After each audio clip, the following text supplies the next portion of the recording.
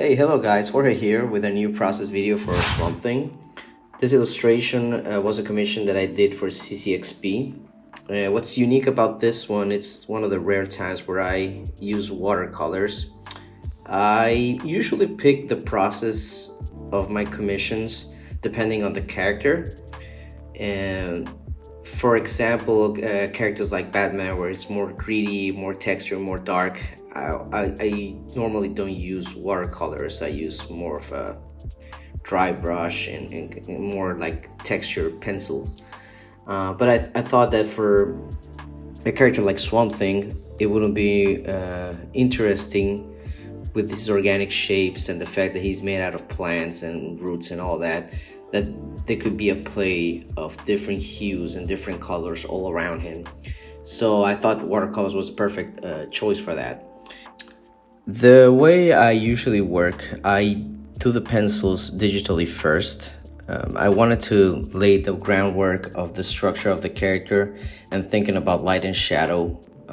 Not thinking so much about line quality and making a pretty drawing, but making a functional drawing. So I wanted to have this monstrous face in the sketch. So I wanted to have like deep shadows in contrast with the expression of this monster. And once I'm happy with the sketch, I usually brighten my pencils all the way around 80% with the levels on Photoshop. And then I use my Canon Pro 1000 to do a printout on a 9x11 watercolor paper.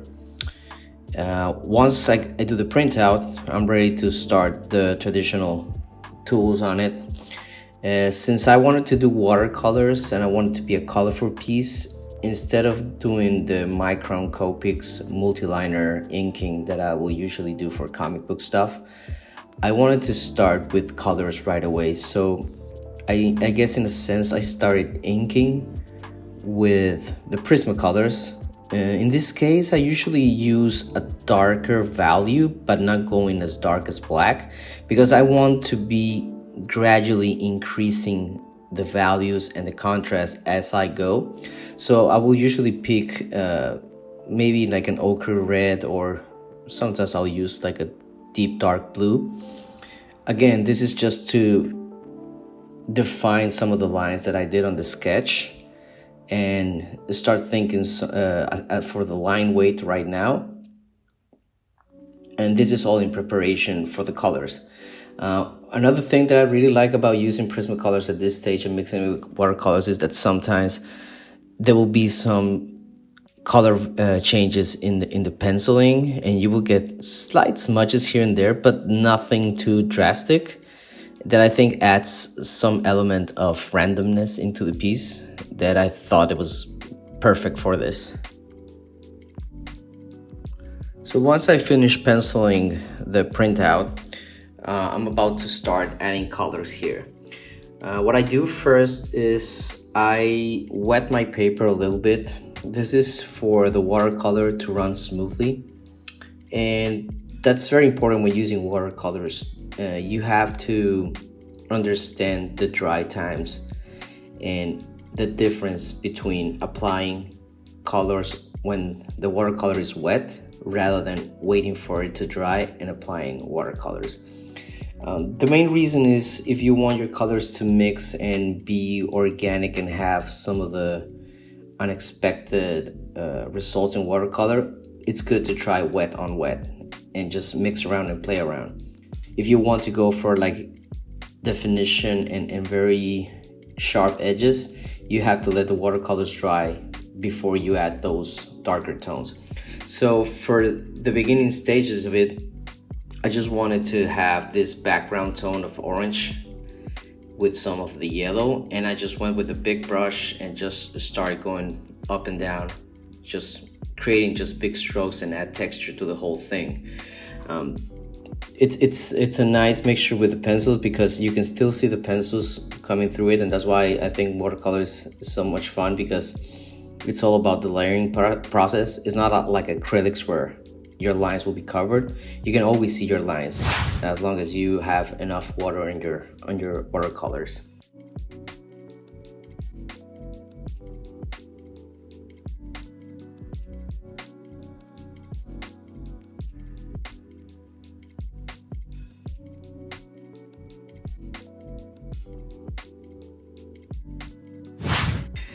It's important to say that in between layers I let some of the colors dry, especially between the base tones and the shadows. While I wanted the tones to blend, I wanted the shadows to be very crisp and very defined. This is why I started filling in the shape's outline after leaving the first coat of watercolor to dry. This allowed me to keep layering the watercolors without the shadows getting mixed into the base tone.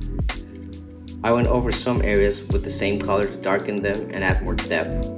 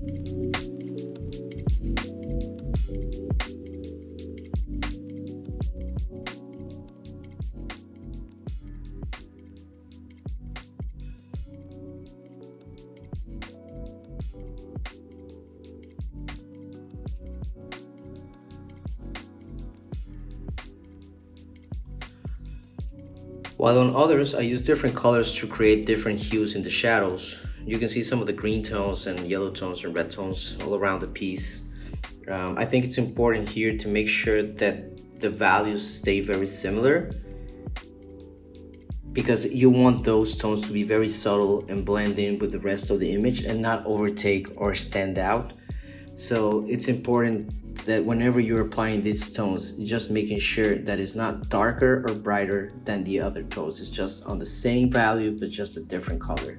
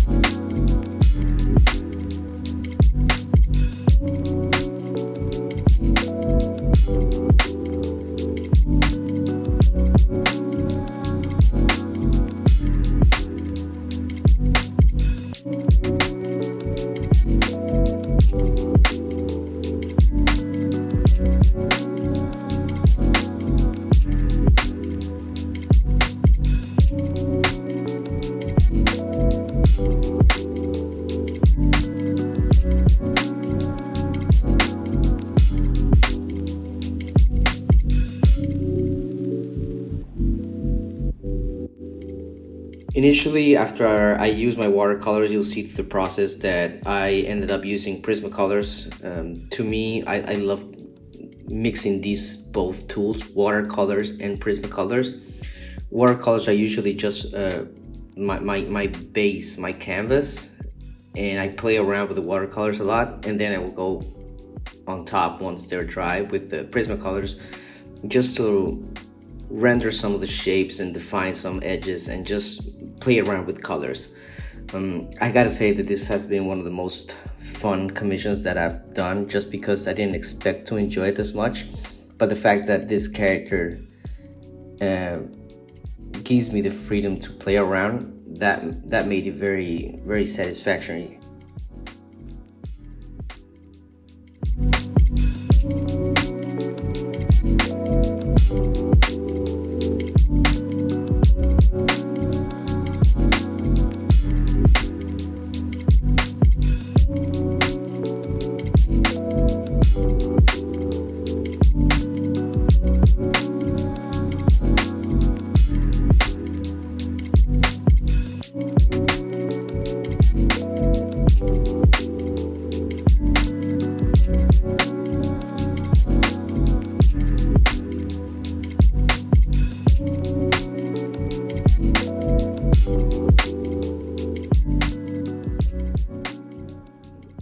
I like the final parts to mix and have fun with different colors, so I went in with the prismacolors all around, just adding subtle and softer color variations. I think it makes the whole piece more interesting to look at. I really like working on these characters, since there's a lot of opportunity to experiment and have fun just mixing things up. And next up is pretty much just finishing details and shadows. adding some more texture to the whole piece and making my shutters darker and more sharp. This is by using a mix of colors. I tend to always have the thought of having dynamic colors and try to work with opposite colors. So what does that mean is that if I'm using warm tones for my main areas like the face, this whole piece has a lot of warm tones. The base is yellow, the character is kind of like a greenish but warm green. I go always the opposite whenever I'm doing the shadows. So I add a couple of blues there and just try to like mix things up and see how far I can push it with the color variation. I just think playing around with colors not only makes it fun for me, but it's also very appealing to look at. So I just go all around, just adding colors, different hues, and defining my shadows and some of the areas all over the place.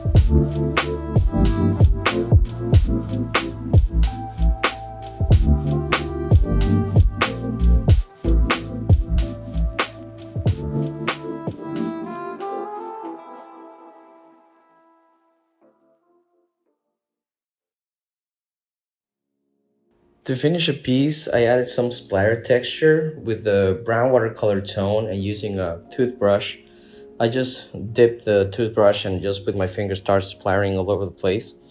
And then defining some of the areas with the highlights with the acrylic Posca pen.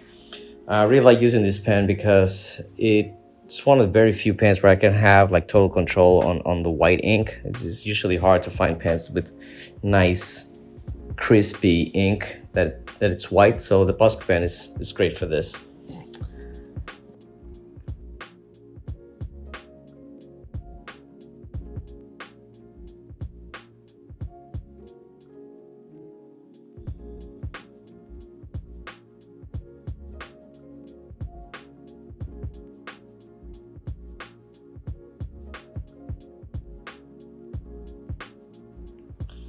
That was it for this process video. Remember, if you want to catch the whole process in real time, you can always check out my Patreon. I post all the content early and with high resolution files along with some of the tips and the material list of all the tools that I've been using. Thank you for watching and see you in a later video.